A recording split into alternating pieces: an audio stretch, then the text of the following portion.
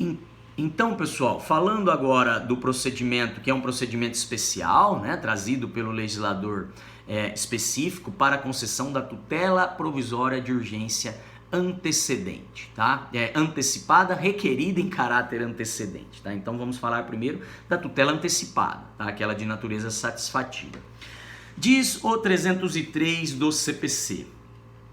Nos casos em que a urgência for contemporânea à propositura da ação, a petição inicial pode limitar-se ao requerimento de tutela antecipada e à indicação do pedido de tutela final, com a exposição da lide, do direito que se busca realizar e do perigo de dano ou do risco ao resultado útil do processo. Tá? Então, nessa modalidade de requerimento antecedente da tutela provisória de urgência antecipada, em que o autor ele ainda vai poder, nesses casos de urgência contemporânea à propositura da ação, quer dizer aquela urgência urgentíssima, que não dá para preparar uma petição inicial completa, com todas as teses, com todas as jurisprudências que vão embasar essa tese, ou seja, com toda a pesquisa necessária para a elaboração de uma petição inicial. Tá? Então, autoriza-se requerer, em razão dessa urgência urgentíssima, apenas a tutela provisória, tá? E depois fazer o aditamento da inicial, como nós vamos ver na forma prevista aqui no 303,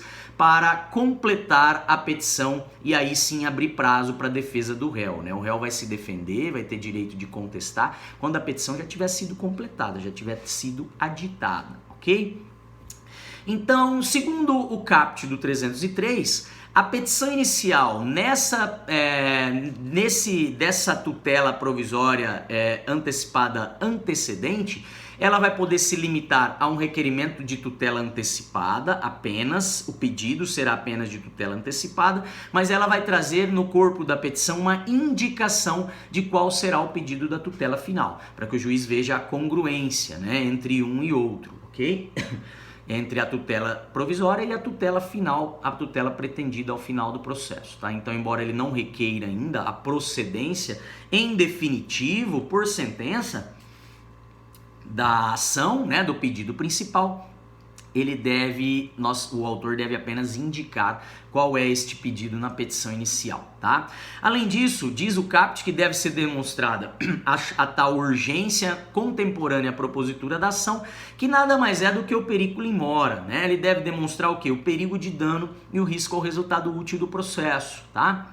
Além disso, essa petição inicial deve trazer uma exposição da lide, uma exposição dos fatos e também do direito pretendido, né? De qual o direito que a parte veio buscar por meio da petição inicial, né? Fundado lá na chamada fumaça do bom direito, né? Que é um requisito aí para a concessão da tutela provisória. Então ele deve destacar também as razões de direito, além das razões de fato, né? As razões de direito que vão fundamentar o pedido. Mas é uma exposição mais breve, mais sumária, não aprofundada, não completa, como trará depois no aditamento da petição inicial. Então ele traz também, expõe ali, né, qual o direito que ele veio buscar através da inicial, tá? Tem como requisito também o valor da causa, tá? Que está previsto no parágrafo 4º do 303.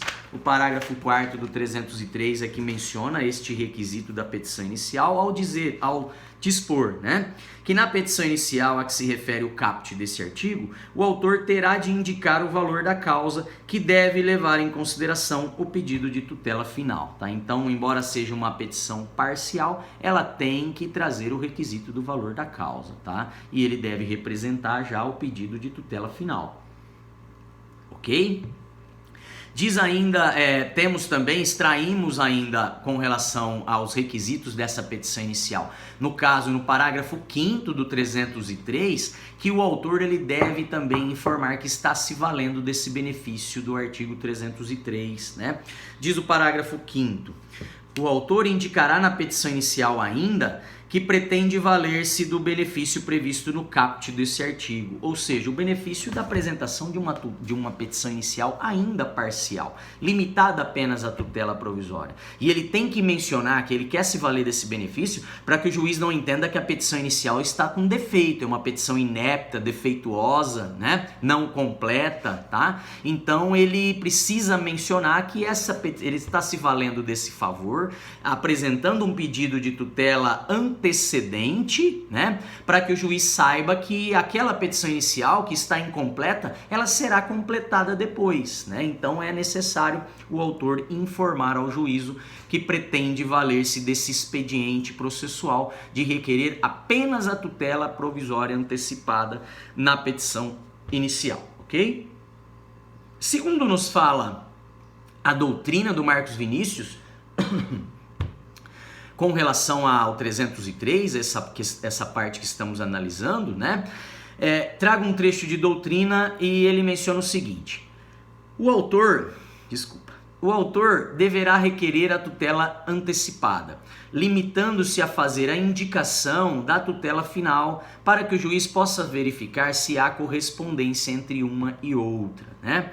Além disso, deverá o autor trazer uma exposição sumária da lide, do direito que se pretende realizar e do perigo de dano ou risco ao resultado útil do processo, tá? Então, é uma exposição sumária, mas de maneira a convencer o juízo com relação aos requisitos para concessão da tutela, né? E a questão da probabilidade do direito, tá? Então ele tem que expor a lide, isso, trazer a probabilidade do direito através da demonstração das razões de direito, do chamado fumus boni iuris, né? Para que ele possa ter êxito no seu pedido, tá? Então, embora seja sumária, não precisa trazer uma petição muito aprofundada, é uma breve petição, mas ele tem que apontar de maneira clara para o juiz a lide, as razões de direito ali aplicáveis, né?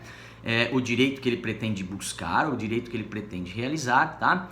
E apresentar, como diz aqui, busca então realizar o perigo de dano e o risco ao resultado útil do processo, tá? Então os requisitos aí da tutela de urgência. Diz ainda o autor: nesse momento, não é preciso apresentar o pedido final com todos os seus argumentos, nem acompanhado de toda a documentação necessária para instruí-lo, né? Basta a indicação dos elementos que permitam o juiz verificar a probabilidade do direito e o perigo na demora na prestação jurisdicional, tá? Então ele não precisa trazer uma petição completa, né, com todos os argumentos, ele pode fazer uma argumentação mais breve, mais sumária, tá? Mas ele deve então indicar aí, trazer, né, para que o mínimo suficiente para que o juiz possa verificar os requisitos, a probabilidade do direito e o perigo de demora na prestação jurisdicional. O autor deverá ainda indicar neste momento inicial o valor da causa, que deverá corresponder ao do pedido final. Por fim, o último cuidado que o autor deve tomar ao postular uma tutela antecipada antecedente é alertar o juiz de que pretende se valer do benefício previsto no caput do artigo 303, isto é, de que o pedido formulado é apenas de antecipação de tutela e que oportunamente haverá o aditamento com a apresentação de novos argumentos e documentos.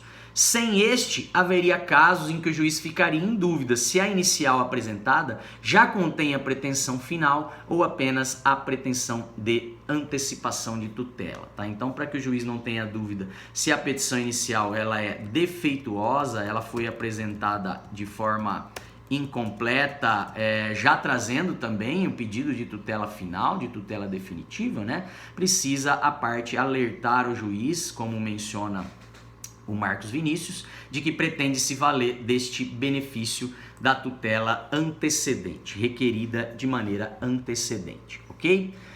Com relação ainda ao 303, temos que mencionar que, uma vez requerida, então, de forma antecedente, a tutela antecipada, né, pessoal, o juiz ele então decide, né, se há ou não os elementos necessários para o deferimento da tutela, tá? Se ele entender que não há elementos, o parágrafo 6º menciona a necessidade de aditamento da petição inicial em até 5 dias, tá? Diz aqui o parágrafo 3º para o artigo 303, parágrafo 6º.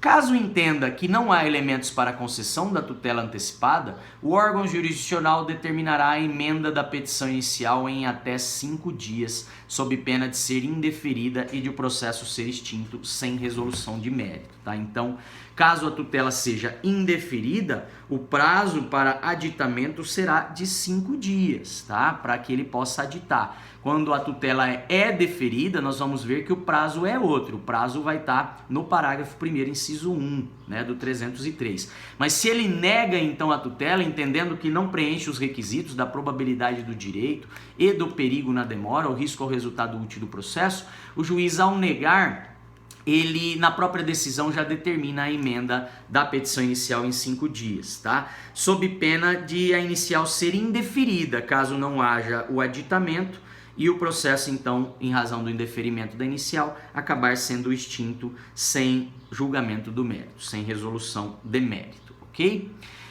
Segundo nos fala o Marinoni com relação a essa questão, o legislador fala em emenda à petição inicial, porém não se trata da emenda propriamente dita, né? O que se dá lá na forma do 321 quando falamos de petição inicial defeituosa, né? Que não está completa, que não traz ali todos os requisitos de validade, né? Trata-se de aditamento da petição inicial a fim de que o processo, se for o caso, se desenvolva regularmente, tá? Aditamento para o Marinoni não é emenda. Emenda traz a ideia de correção de uma petição defeituosa. Nesse caso, a petição não é defeituosa, né? A petição é parcial porque a lei autoriza. E é feito depois o aditamento, ou seja, apenas completar a petição inicial incompleta, mas que não é defeituosa, porque propositalmente, com fundamento na lei, foi feita desta maneira, né? De forma incompleta, ok? Então falamos da hipótese do juiz entender que não há elementos para a concessão da tutela, e vamos mencionar agora a hipótese de quando o juiz decide que há elementos. E aí ele concede a tutela antecipada em caráter antecedente, tá? Nesse caso, há o ônus de aditamento da mesma forma da petição inicial, tá? Cabe ao autor ele aditar a inicial para completar a sua argumentação, juntar todos os documentos cabíveis e confirmar o pedido de tutela final, né? Isso é o que menciona o parágrafo 1º do artigo 303. E esse prazo será maior. Quando ele defere a tutela, o prazo para aditamento da petição inicial será de 15 dias ou outro prazo maior que o juiz fixar. É isso que dispõe o 303, parágrafo 1º, inciso 1 do CPC, né? Então o 303 diz, parágrafo 1º, concedida a tutela antecipada a que se refere o caput desse artigo, inciso 1, o autor deverá aditar a petição inicial com a complementação de sua argumentação, a juntada de novos documentos e a confirmação do pedido de tutela final em 15 dias ou em um prazo maior que o juiz fixar, tá? Então, normalmente o juiz fixa em 15 dias mesmo, tá? Não vi até hoje. Na verdade, só me deparei em uma única oportunidade num pedido de tutela antecedente, tá? Porque normalmente continuamos vendo pedido de tutela provisória de forma incidental, já junto na petição inicial completa. Apenas mais um tópico ali da petição inicial, tá? Então, nesse caso, o prazo é maior quando ele defere a tutela, será de no mínimo 15 dias, e quando ele indefere a tutela, o prazo de aditamento da inicial incompleta será de apenas 5 dias, como nós vimos no slide anterior, né? Nos termos do parágrafo 6º do 303, tá? Esse aditamento, pessoal, ele deve se dar nos próprios autos, sem a incidência de novas custas, como nós já vimos também, já comentamos em aulas anteriores aqui, né?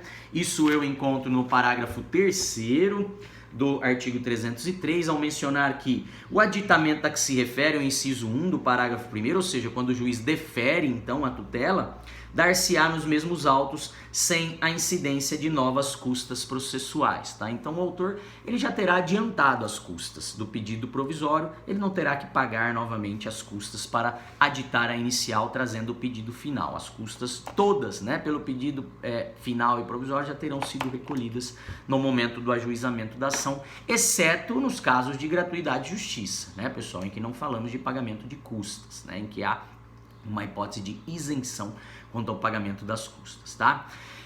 E se não for realizado o aditamento, o processo vai ser extinto sem análise do mérito, né? Nos termos aqui do parágrafo 2º.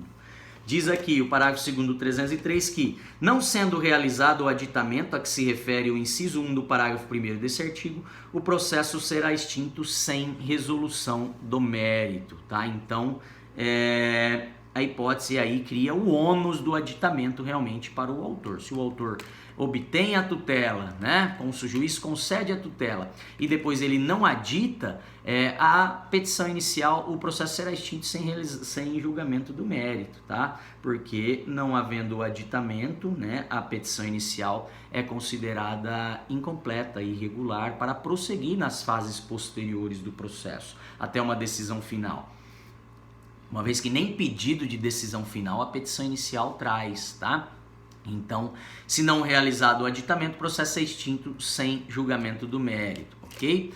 E se for realizado o aditamento, tá? Isso está no parágrafo 1º, no caso no inciso 2, tá?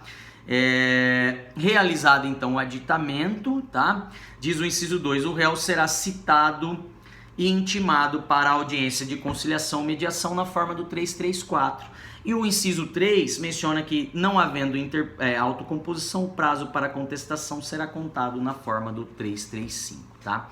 Então, no primeiro momento, o réu ele é citado a respeito da decisão que concede a tutela antecipada antecedente, porém ainda não abriu o prazo de resposta, né? Ele é citado para tomar conhecimento da decisão e, se quiser recorrer dessa decisão que concedeu a tutela, uma decisão interlocutória, ele pode entrar com recurso de agravo de instrumento, né? Mas ainda não é o prazo de contestação, porque primeiro vai ser realizada uma audiência de conciliação ou mediação nos processos que admitem a autocomposição, tá? E só depois, não havendo acordo, não havendo autocomposição, é que começa então a fluir o prazo para apresentação de contestação na forma do 335, ou seja, aquele prazo de 15 dias para contestar a petição inicial já completa, que já terá sido aditada pelo autor, trazendo todos os argumentos, as provas, os documentos ali que integram a inicial e todos os pedidos de maneira completa também, inclusive o pedido principal, ok? Feitas essas considerações, encerramos a análise do 303, volto no próximo vídeo para falar do 304, de uma questão nova que é a chamada estabilização da tutela obtida de forma antecedente.